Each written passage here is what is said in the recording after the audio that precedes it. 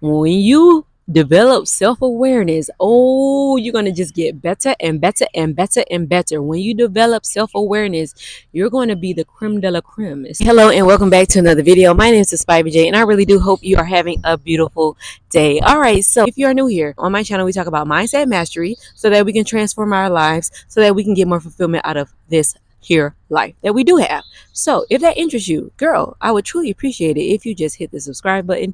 It would mean so much to me, and I would truly appreciate it. Just a quick little tap, just a quick little tap. We have been talking about the scientific method and the scientific method framework and how we can utilize it to build our rich life on purpose. So we've talked about the whole framework in general, and then in the last couple videos we talked about the hypothesis, then we talked about actually experimenting, which is us taking the action. Now we've taken the action. What's the next step? All right, so in the scientific method, you have to remember you are the scientist doing the experiment, you are the experiment itself, and you are also the overseer, like your supervisor. You are the scientist overseer.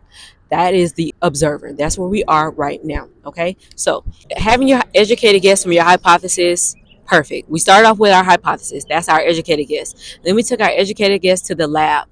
All right. No, first, actually, we start off with our anti-vision. Our anti-vision informed what our hypothesis is, which is our educated guess.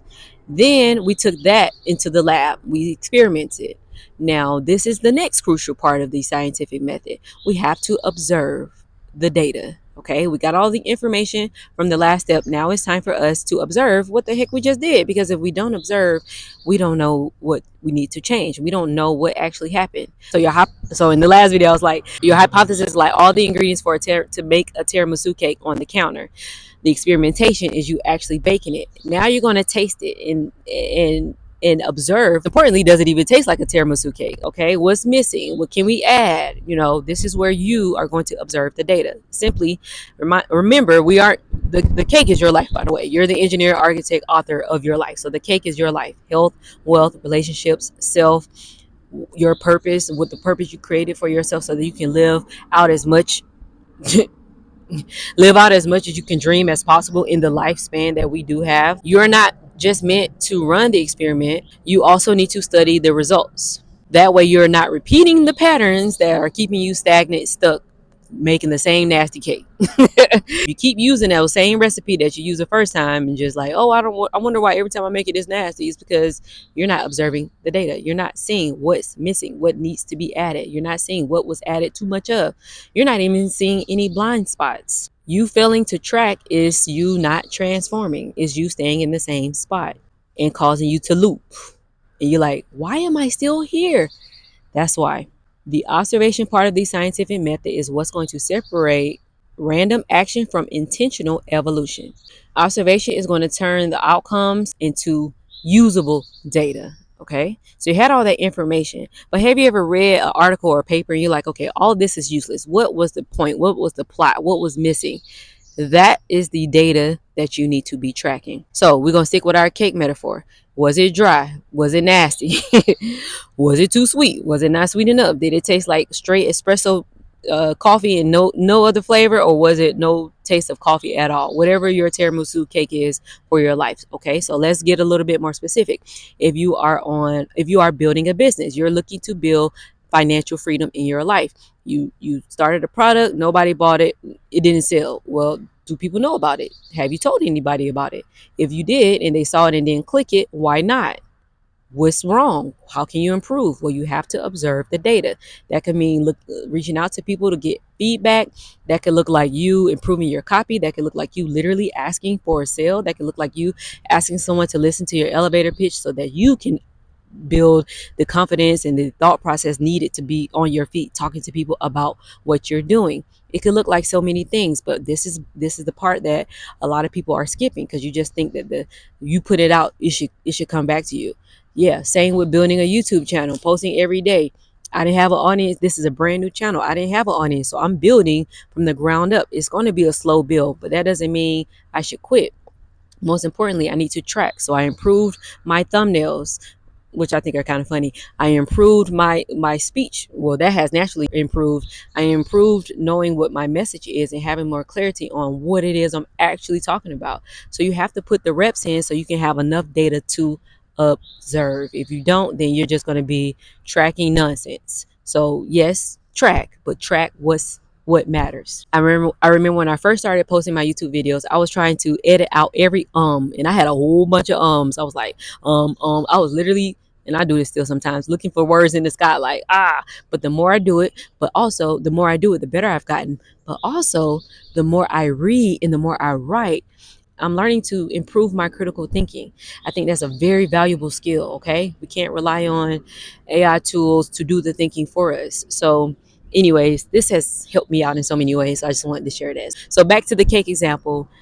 You observed it, it wasn't right. But why do people avoid observation in the first place? You knew the cake wasn't right. Write down some notes. Track it. What was wrong? The observation reveals your inconsistency. It can reveal things about you that you don't want to actually have and know the truth about. Emotional decision making. When you were baking the cake, you were actually distracted. You were baking a cake, feeding the kids, doing the dishes. You were doing other things, so you wasn't able to put your 100% into baking the cake. So you were self-sabotaging oftentimes without knowing. You had poor structure. The kitchen was dirty. You didn't even have all the tools. The measuring cups, you had the measuring cups for the imperial system. You needed the measuring cups for the metric system. I don't know. I'm just saying. Or you're making false assumptions based off of someone else's experience, based off of how someone else make the tiramisu cake. Not knowing that she got the recipe from her grandmother who taught her mom, who taught her. So she moved faster in her observation. She moves faster in her experimentation, observation to getting the perfect tiramisu cake. You can't compare. You have to focus on you and your experiment. And I know that can feel uncomfortable. It's like you're calling your own self out. Remember, you're the science experiment, the scientist, and the observer. That feels really uncomfortable, especially if you've been praised all your life. If you've been getting jabbed all your life, it may not feel uncomfortable, but it could also make you feel too familiar, like, I don't want to do this because I already know where this is going to lead. So you quit. What that uncomfortable feeling does is it exposes the gaps between your intention and your execution. But that's part of the process, okay? We got to get comfortable with this part of the process. When you are observing, so when you are the observer of the science experiment, you have to remain neutral. It is what it is. The data, the numbers don't lie. Okay, that's the mindset you have to go with it. It's not to shame you, it's not to make you feel guilty. And most importantly, don't punish yourself. Be more gentle and graceful with what you're seeing. Okay, it's just information. It's not defining who you are.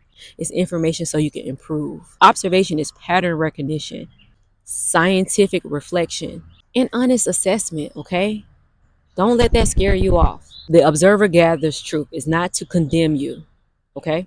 Metacognition. Observation is the development of self awareness. When you develop self awareness, oh, you're going to just get better and better and better and better. When you develop self awareness, you're going to be the creme de la creme, especially when you are building a rich life on purpose. Because if you are building a rich life on purpose, it may sound selfishly, right? I'm building my rich life for me.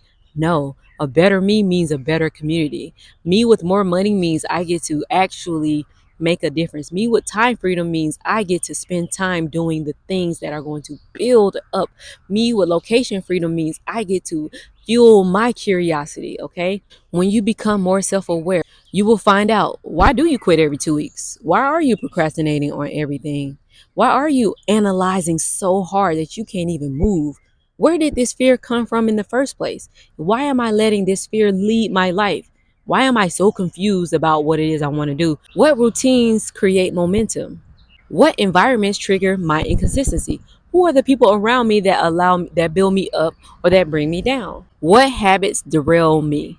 You cannot refine what you refuse to study. You are the experiment, the experimenter, and the overseer. Get comfortable.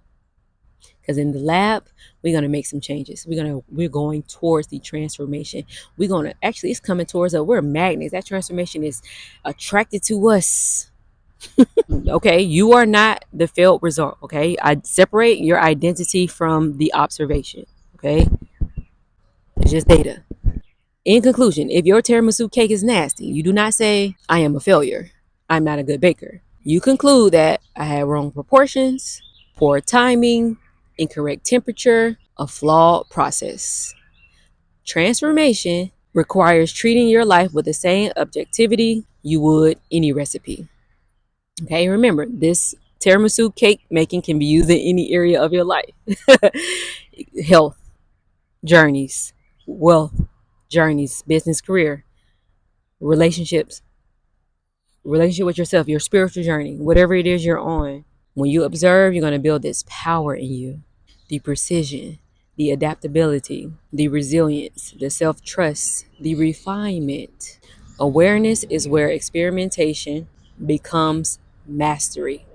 Master our minds so we can transform our life, so we can get more what? Fulfillment out of this life. So let's stop experiencing life like we did before, which was emotionally, and let's study it strategically. We are no longer drowning in our patterns, we are decoding them. So, run the experiment, yes, we're going to study it. We're going to study it, refine it, and master it. Your patterns are speaking, is ready for you to collect the truth. All right.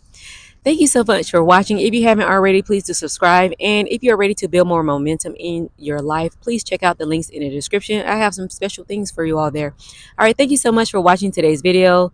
I truly appreciate you all being here. We are like scientists, y'all. Are y'all ready to like put on our lab coats? Time to put on our lab coats and go in the lab and take it somewhere, okay? And we're going to take this somewhere. All right. Thank you so much for watching. My name is Aspire J, and I really do hope you have a beautiful day. All right. Peace. You're beautiful. I hope you know.